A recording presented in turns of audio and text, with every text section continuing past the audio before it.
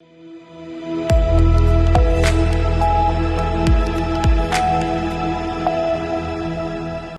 मैं हूं रत्ना और आप देख रहे हैं सी न्यूज़ भारत। रुक करते बिहार झारखंड बुलेटिन की और बात होगी चौपारण की, जहां हजारीबाग नगर निगम चुनाव में इस बार पढ़ी लिखी और कॉर्पोरेट पृष्ठभूमि की उम्मीदवार मिताली रश्मि चर्चा में आई। आगे बात करेंगे गिरिडीह की, जहां गिरिडीह जिले में 3 नगर निकायों के चुनाव को लेकर प्रशासन हुआ सक्रिय। तमाम खबरों पर विस्तार से चर्चा करेंगे। हजारीबाग नगर निगम चुनाव में इस बार वार्ड नंबर 22 से पार्षद पद की उम्मीदवार मिताली रश्मि चर्चा में है। पढ़ी लिखी और कॉर्पोरेट पृष्ठभूमि की मिताली ने MIT स्कूल ऑफ बिजनेस में MBA किया है और लगभग 12 वर्षों तक मल्टीनेशनल कंपनियों में कार्य अनुभव प्राप्त किया है। स्नातक में अर्थशास्त्र विषय से वो झारखंड में टॉपर रहीं। हजारीबाग, धनबाद और पुणे में शिक्षा प्राप्त करने के बाद मिताली ने कॉर्पोरेट क्षेत्र में करियर बनाया, लेकिन अब समाज सेवा के उद्देश्य से उन्होंने राजनीति में कदम रखा है। मिताली का कहना है कि समाज के लिए काम करने और कुछ नया करने की इच्छा उन्हें चुनाव मैदान में उतारने का मुख्य कारण रही। खासकर महिलाओं का समर्थन उनके प्रचार अभियान में बढ़ चढ़ कर दिख रहा है, जिसे सामाजिक परिदृश्य में सकारात्मक बदलाव का संकेत माना जा रहा है। मैंने सबसे पहले तो मैं उच्च शिक्षा बताती हूँ अपना। मैंने MIT school of business Pune से MBA HR किया था और वहीं पे फिर मैंने पर्सिस्टेंट सिस्टम्स लिमिटेड, एक बहुत ही मल्टीनेशनल कंपनी और बहुत बड़ी कंपनी है, वहाँ पे मुझे सबसे पहला अपॉर्चुनिटी मिला था काम करने के लिए। फिर वहाँ पे मैं 5 साल रही। उसके बाद मैं टाटा LXI, जो टाटा ग्रुप कंपनी है, वहाँ पे काम किया। और शादी होने के बाद जब मैं नोएडा शिफ्ट हुई तो मैंने एक प्रोडक्ट बेस्ड कंपनी को ज्वाइन किया था, जो इसका नाम एक्सेल सॉफ्ट टेक्नोलॉजी है। जनता के बीच आई है, कैसी सेवा देंगी, क्या है उम्मीद आपसे? जनता की सेवा के लिए जो मैं उतरी हूँ, मैंने बहुत बार ये बात बताया है कि ये क्षेत्र ऐसा जहाँ पे आपको बहुत ही मंथन करके उतरना होता है, बहुत सोच समझ के उतरना होता है। तो जाहिर सी बात है, हालांकि मैं ये कहना चाहूँगी कि मैं कोरोना के समय यहाँ पे शिफ्ट हुई थी।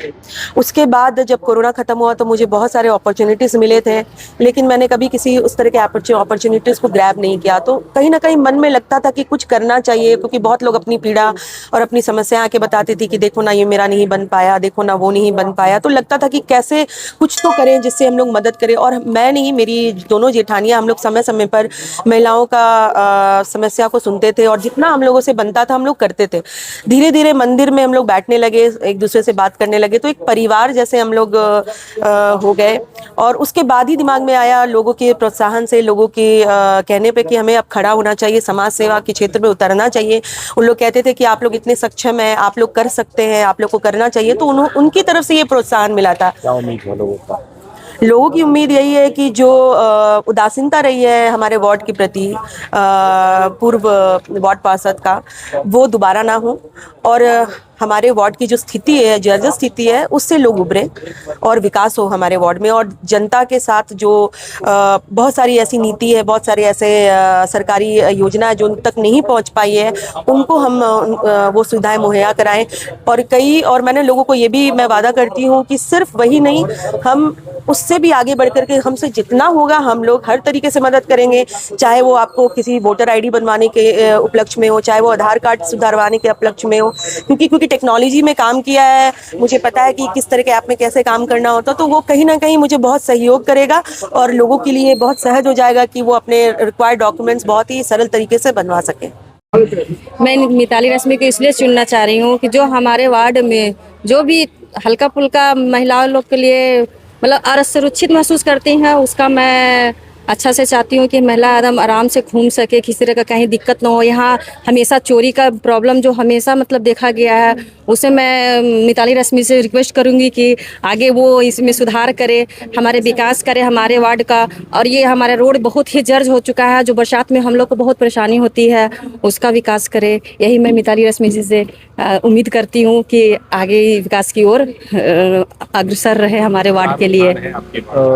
संपर्क में जुड़े हुए हैं। देखिए, पहले तो आप लोगों को धन्यवाद। और जवाब करने के लिए तो बहुत कुछ है, मतलब यहाँ पे कुछ काम ही नहीं हुआ जो आधारभूत काम होने चाहिए थे। नाली जहाँ बनाना था वहाँ पे पानी ओवरफ्लो होके बाहर रोड पे आ जाता है। जहाँ नाला को बचाना था वो नाली में परिवर्तित हो गया। तो करने के लिए यहाँ पे आज भी 0 से लेके 100% काम बचा हुआ है। लेकिन हाँ, हम लोगों की एक स्ट्रैटेजी है, हम लोग जानते हैं काम कैसे करना है। दूसरा चीज़ है कि पिछले 17 साल से जो परिवारवाद हुआ है एक ही प्रत्याशी के जो भाई हैं वो ठेकेदार हैं, दूसरा मुंशी हैं, तीसरा आपका सीमेंट छर्री बालू गिराते हैं। तो क्या जब नहीं एक लगता है कि इस बार बदलाव होनी चाहिए? बदलाव 100% होनी चाहिए, और ये हम लोगों की डिमांड नहीं है, ये हमारे प्यारी जो हमारी शिवपुरी वासी हैं उनका ये डिमांड है कि बदलाव होना चाहिए।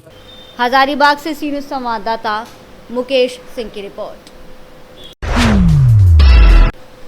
गिरिडीह जिले के डीसी और जिला निर्वाचन पदाधिकारी रामनिवास यादव की अध्यक्षता में प्रेस वार्ता आयोजित की जाएगी, जिसमें चुनाव से जुड़ी महत्वपूर्ण जानकारियां पत्रकारों को साझा की जाएंगी।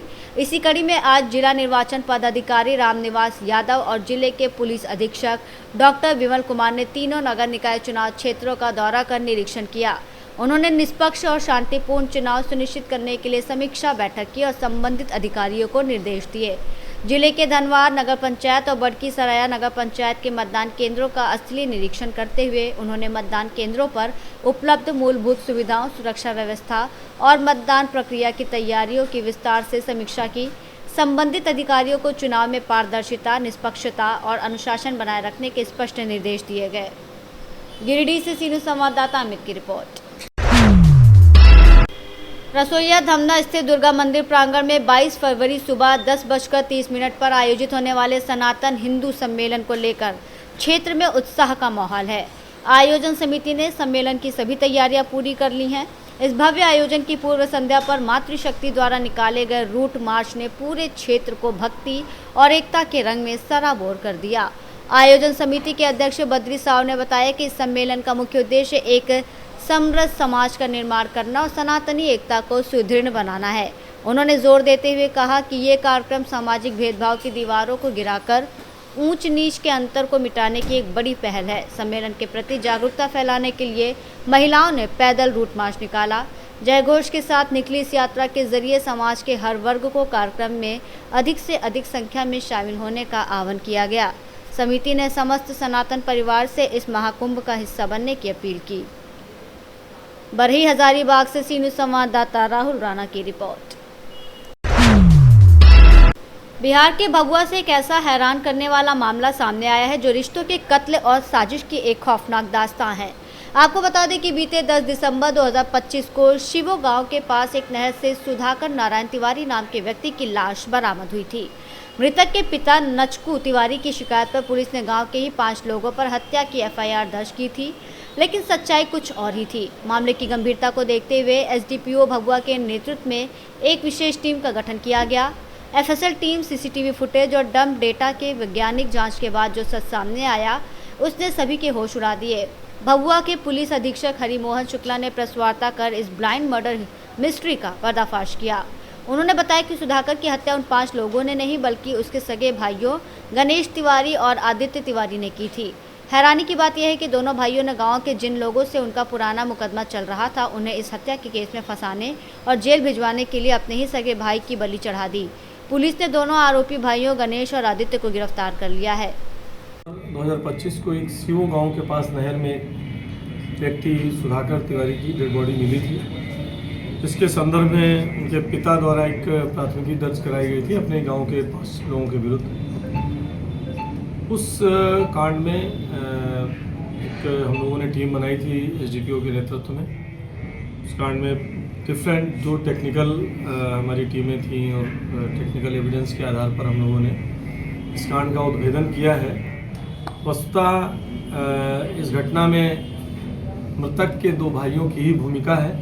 इन दोनों को गिरफ्तार कर लिया गया है और अब इस कांड का उद्भेदन हो गया है। जिन 5 व्यक्तियों का नाम दिया गया था वो 5 निर्दोष हैं। सर, मारने का उद्देश्य क्या था?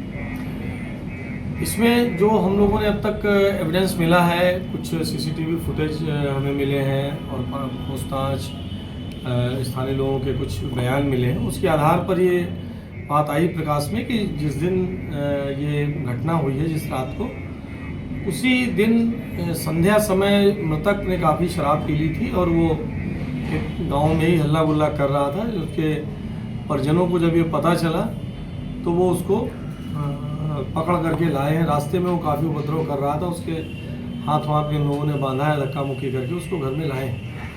और जैसा इन लोगों ने पूछताछ में बताया है, उनका कहना है कि हम लोग घर में लाए और उसको हम लोगों ने कमरे में बंद कर दिया, चूँकि काफ़ी उपद्रव करता था वो शराब पीने के बाद।